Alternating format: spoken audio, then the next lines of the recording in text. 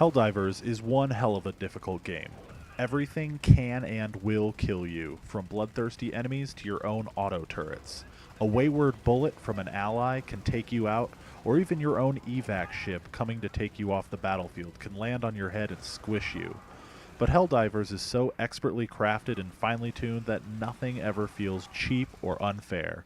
Every death is the result of a mistake you made, and every triumph is the result of thoughtful tactics and incredible skill. The result is a game that feels very rewarding. Every victory is earned. Helldivers is a 4-player cooperative twin-stick shooter. It plays like a cross between Diablo 3 and Destiny, with heavy influence from Starship Troopers. It simultaneously feels familiar, yet unlike anything you've ever played. The rules of the game are unforgiving.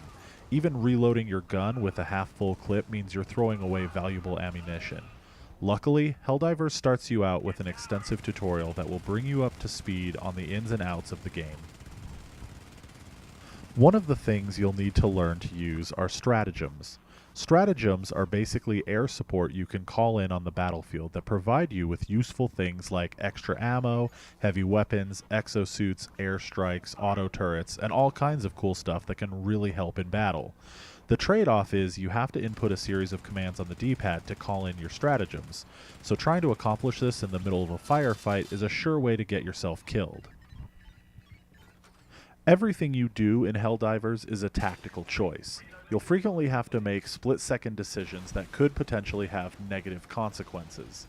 The tutorial helps new players to wrap their heads around the nuances of the gameplay, but you'll still probably want to play a few single-player missions on the easiest settings until you get comfortable with the controls. Once you feel ready, you can easily jump into online matches with your friends or pair up with strangers looking for help. Most of the players are friendly and helpful, and since success relies so heavily on teamwork, it's in everyone's best interest not to be a troll. The other incentive to being a team player is the commendation system. You can quickly commend players who are nice and report players who are jerks. Playing cooperatively is the way this game was meant to be played, and co-op is really where the game shines. You can play with up to 4 players in local or online co-op. You can also play by yourself, but there's a limit to how high you can go up in difficulty before the odds are just stacked too high against you. Playing with friends and communicating with headsets will give you the best advantage, since you can verbally communicate your strategy. But even if you're shy and want to play without a headset, you can still do reasonably well with the preset emotes. When you're choosing a mission, there are 12 levels of difficulty to choose from. All of the missions are procedurally generated levels with varying environments, objectives, and enemy types. Paying attention to these variables will help you choose your loadout. For example, if you're going up against bugs in the snow, bring along a shotgun and some all-terrain boots. You can also select 4 stratagems to bring along with you, and coordinating with your teammates to find the right mix of equipment is key to surviving the harder missions. You can stick to easy missions if you want, but challenging yourself and playing the harder missions is where the game gets really good. There's nothing quite as exhilarating as barely scraping through a tight spot, completing all of your objectives, and getting all 4 squad members on board the evac ship as you fend off the assault of angry aliens. You'll also want to crank up the difficulty for the rewards. As you play, you'll earn experience and unlock new weapons, perks, and stratagems.